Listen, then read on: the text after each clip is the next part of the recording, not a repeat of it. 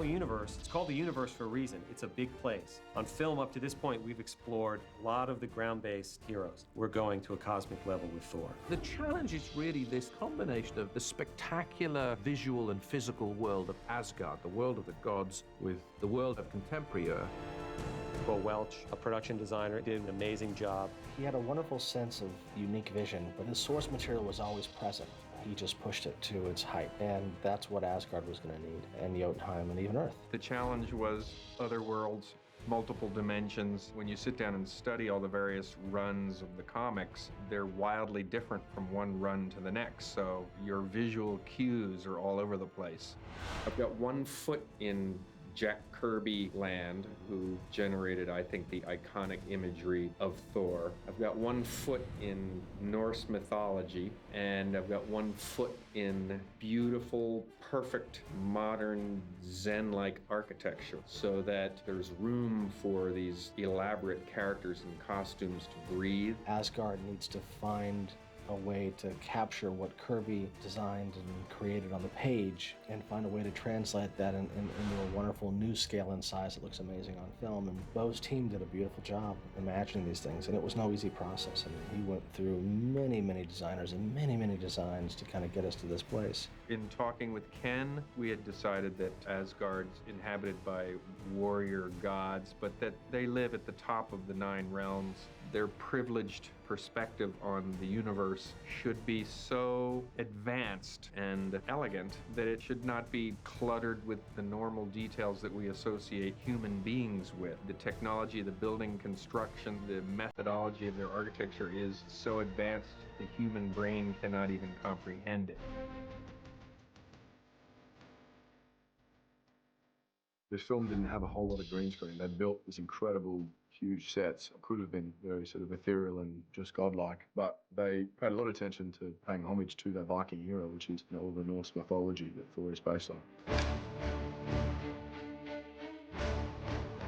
I came here and walked around the sets, and I thought, well, that's it. I don't have to do much, but just show up and put on the armor and let it happen. The throne room was mind-boggling. That was the scene I'd look forward to, the scene with Loki when he's on the throne. It's such an archetypal image in the comics, and I walked into that set and I thought, this costume with these horns and the spear in this throne, in this room, you've got your shot.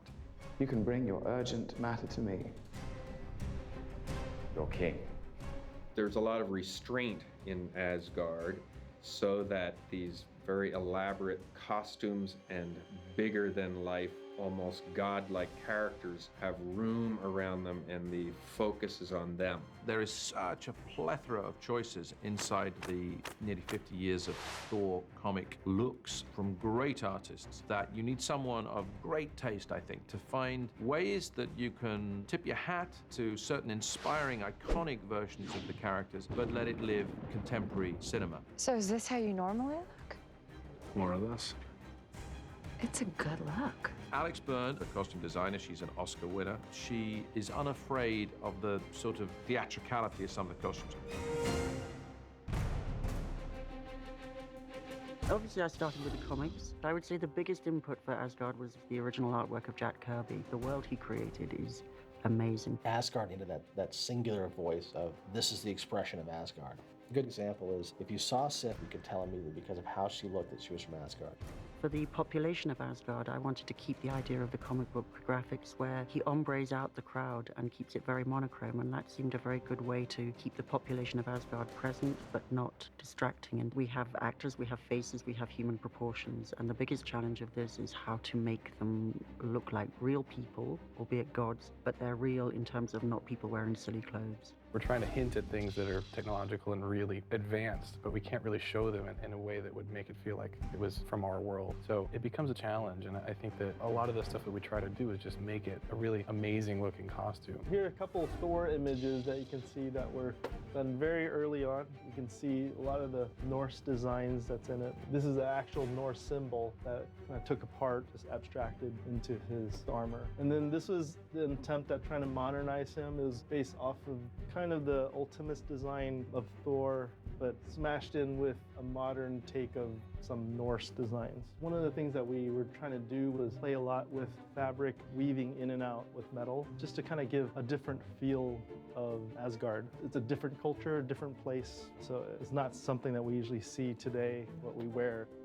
I think the most challenging thing was trying to come up with all these characters that had to fit into Asgard. You're trying to figure out, did they live here? Were they part of this culture? How much influence did they have from outside? And trying to get that balance, it was a challenging part, but it was also what was fun about the project. One of the things that I enjoy doing and working on these projects is being sort of a middle ground between what the comics is and trying to take it into an illustrated realm that adds a little bit more reality to it, and then having the costume designer have that as a basis for them to work from to actually bring it into reality.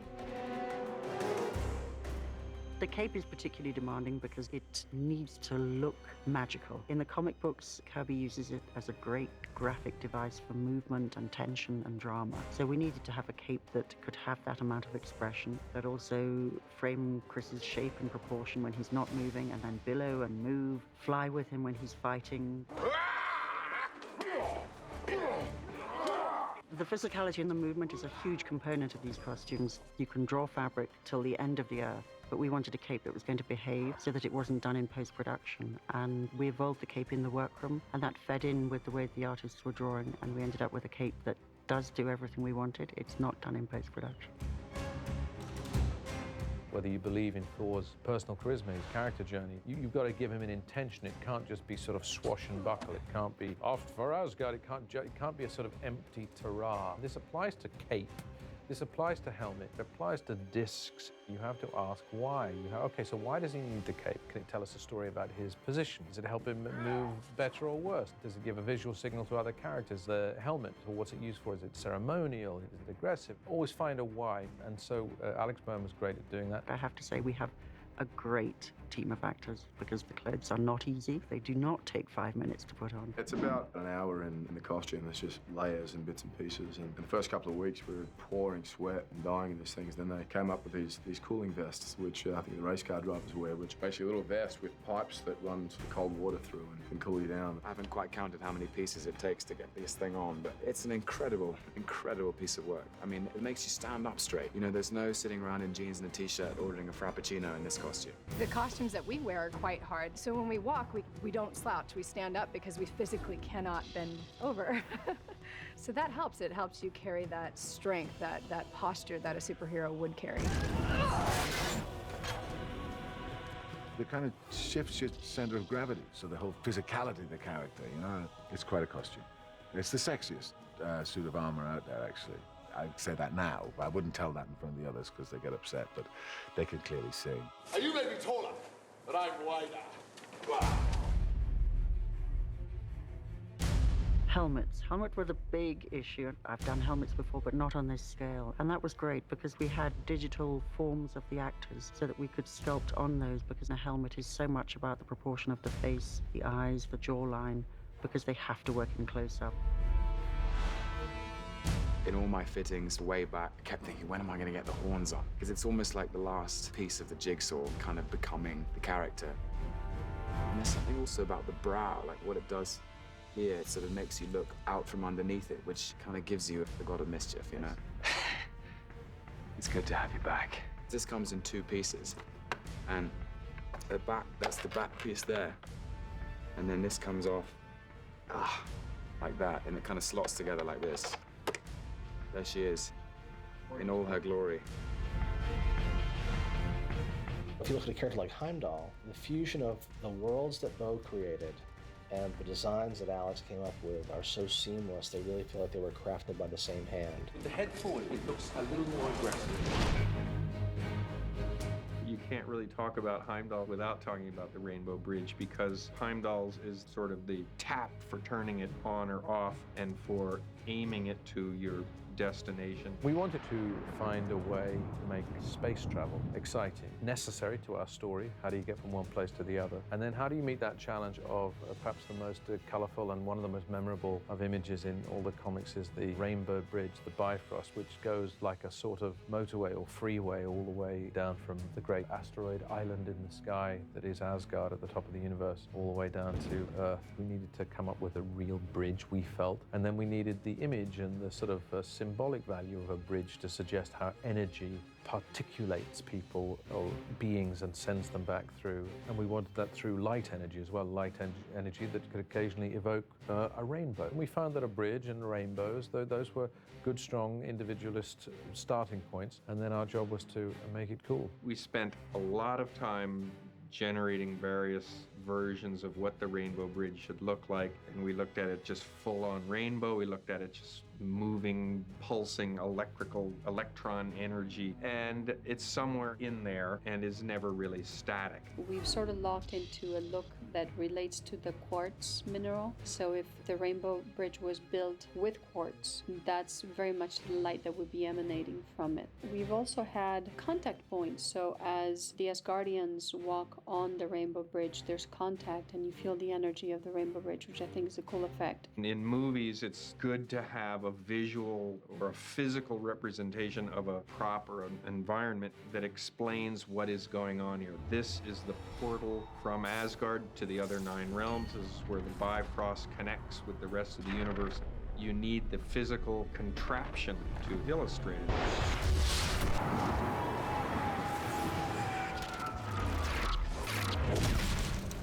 We always played with the banishment to Earth. In early drafts, it was Earth of the Viking era, and we developed that story for a while. But we started to realize the contrast between Asgard and Earth in that case. They were equally alien to the audience, and it didn't work as well. We realized we could open up a whole other avenue by bringing it to contemporary Earth. After you've designed Asgard, Jotunheim, the Rainbow Bridge, Heimdall's, by comparison, Earth's like a holiday. Nevertheless, it has to fit within a cohesive universe within the film. I liked the idea of a kind of idealized small-town America, in this case a sort of small-town New Mexico, with a sort of hopperish kind of quality to the layout of the streets and to some of the buildings, and for those shapes to mirror and resonate some of the shapes in Asgard, because we needed both to celebrate the distinction between the worlds and the approaches, but also to make all of these images feel as though they belonged in the same movie. What we decided early on was that Asgard and the 9 realms are up there, and they are causing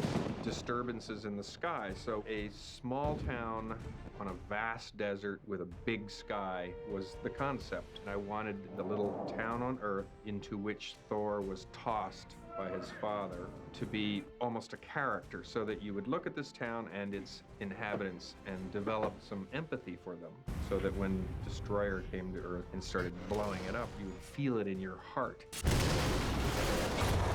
I mean, we wanted to feel real, and I think it does. Audiences are incredibly sophisticated. You can't fool them with cheap synthetic versions of things. Everything has to be brilliantly executed. So Bo has offered dozens and dozens of different ways of looking at Earth. Of course, inspirations from the comics and inspirations from the desert of New Mexico. It's really one of the most beautiful places I've ever been, and there's so many incredible landscapes in such a small area. It's pretty incredible to, you know, have a set where 360 you have beautiful mountains and sort of wide open spaces. Being in the middle of this vastness meant that there was a little bit of Asgard in feel on Earth as well. You know, up there it's an island in the vast sea of space, and down in New Mexico it's an island in the vast sea of the desert. The other thing I was hoping to achieve was to echo the design of Asgard. So on Asgard, you have Heimdall's observatory, which is the entrance, really, to Asgard across the Rainbow Bridge to a central palace flanked by buildings. In our town, Puente Antiguo, we have one street that comes out of the desert, flanked by buildings, leading to an old car dealership that, in a weird way, echoes the shape of the Asgard palace. It's a much more modest and heartbreaking version of Asgard. Nonetheless, I think it visually echoes the other.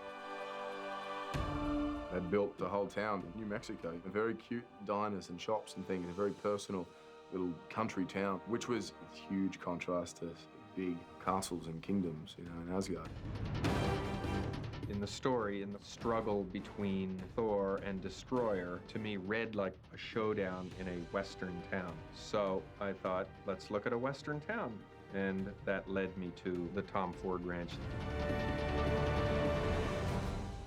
We had people that were out there for 6 months in New Mexico building this set. And the work they did, they took a town that was once Silverado and Three to Yuma and made it this little real town in middle America that I think anyone would love to be a part of.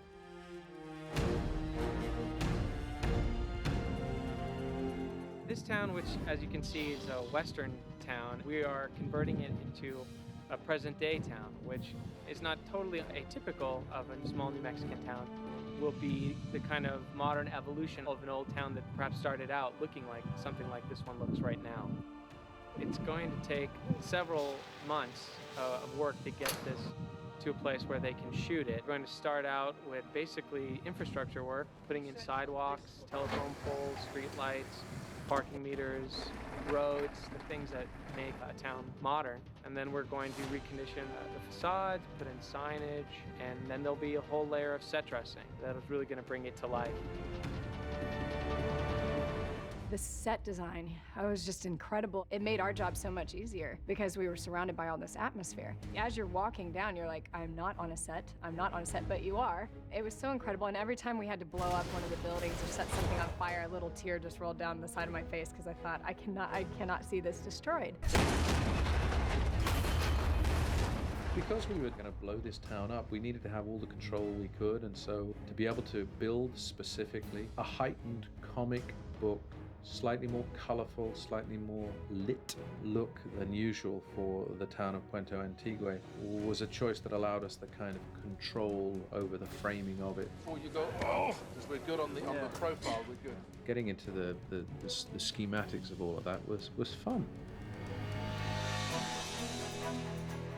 I think one of the biggest excitements was actually seeing the warriors and Thor on Earth, because we'd shot Asgard, we know it works, and then you think, I think I know what it's going to look like, but how is it going to be when these guys start walking through a small town America? Probably the biggest challenge is melding the Asgardian world with the human world because it's very, very different styles. So we were acting the scenes that are just humans, you know, and we were doing it just like a regular movie. And then all of a sudden we had a scene with Asgardians where, you know, the Asgardians come and visit and they walked off of this very sort of heightened reality. And then the two worlds meeting, we were confused about how we should meet tonally and performance-wise so that we all make each other look believable. That was very strange going to Earth. We're looking for Thor and we come right up to the window where we found him. It's just like, found you! And then the looks on Natalie Portman's face and Stellan Skarsgård's face was just looking at us going, what movie are we in? I don't believe it. Oh, excuse me. The Lady Sif and the Warriors 3. And I was glad we'd done the stuff here on stage first, because where you inhabit the scale of Asgard, you bring that to Earth because you were able to have that emotional memory. This is what you're maintaining, your gods on Earth. Bo Welch has made it very real. He's made two separate worlds identifiable. He's made it so real that you can say, you know what, I grew up in Texas. I've been in a town like that. I've lived in a town like that with a main street and everything. And these sets here in Asgard are something that you could see in your dreams.